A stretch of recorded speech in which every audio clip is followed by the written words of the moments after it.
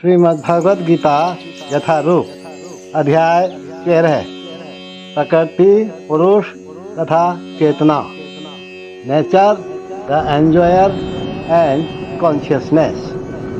श्लोक 26। देखो, भगवान अर्जुन को बता रहे हैं कि जन्म तथा मृत्यु के पथ को कौन से लोग पार कर जाते हैं। अन्ये त्वेवं जानन्तः श्रुत्वा नयभ्ये उपासते ते अपि चाति तरन्त्यवमर्त्यं श्रुति परायणाः। अन्ये त्वेवं जानन्तः श्रुत्वा नयभ्ये उपासते अपि चाति तन्त्यव मृत्युं श्रुति परायणः। भगवान कहते हैं ऐसे भी लोग हैं जो यद्यपि आध्यात्मिक ज्ञान से अवगत नहीं होते, पर अन्यों से परम पुरुष के विषय में केवल सुनकर उनकी पूजा करने लगते हैं। ये लोग भी प्रामाणिक पुरुषों से श्रवण करने की मनोवृत्ति होने के कारण जन्म तथा मृत्यु के पथ को पार कर जाते हैं। भगवान क्या कहते हैं? देखो, ये श्लोक जो है आधुनिक समाज पर विशेष रूप से लागू होता है, क्योंकि आधुनिक समाज में आध्यात्मिक विषयों की शिक्षा नहीं दी जाती। कुछ लोग नास्तिक प्रतीत होते हैं तो कुछ लोग अजयवादी तथा दार्शनिक, लेकिन वास्तव में इन्हें दर्शन का कोई ज्ञान नहीं होता है। जहाँ तक सामान्य व्यक्ति की बात है, यदि वह पुण्यात्मा है तो श्रवण द्वारा, सुनने के द्वारा प्रगति कर सकता है, और यह श्रवण विधि अत्यंत महत्वपूर्ण है।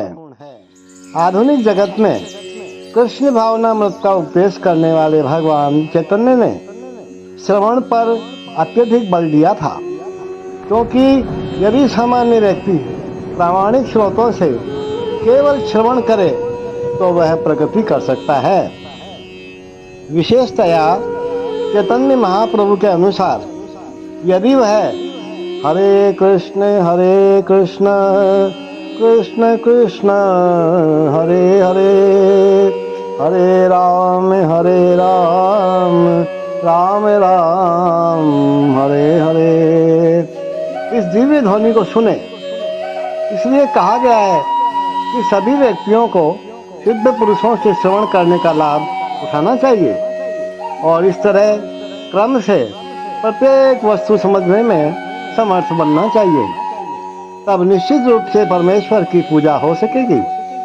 भगवान चैतन्य महाप्रभु ने कहा है कि इस युग में मनुष्य को अपना पद बदलने की आवश्यकता नहीं है।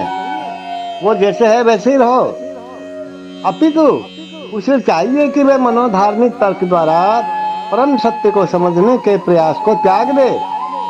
उसे उन व्यक्तियों का दास बनना चाहिए जिन्हें परमेश्वर का ज्ञान है। यदि कोई इतना भाग्यशाली हुआ कि उसे शुद्ध भक्त की शरण मिल सके, शुद्ध वैष्णव की शरण मिल सके, और वह उसमें आत्म साक्षात्कार के विषय में उनसे श्रवण करे, उनके पदचिन्हों पर चले, तो उसे क्रमशः शुद्ध भक्त का पद प्राप्त हो जाता है। इस श्लोक में श्रवण विधि पर विशेष रूप से बल दिया गया है, और यह सर्वथा उपयुक्त भी है। यद्यपि सामान्य व्यक्ति तथाकथित दार्शनिकों की भांति प्राय समर्थ नहीं होता, लेकिन प्रामाणिक व्यक्ति से श्रद्धापूर्वक श्रवण करने से इस भवसागर को पार करके भगवत धाम वापस जाने में उसे अवश्य ही सहायता मिलेगी।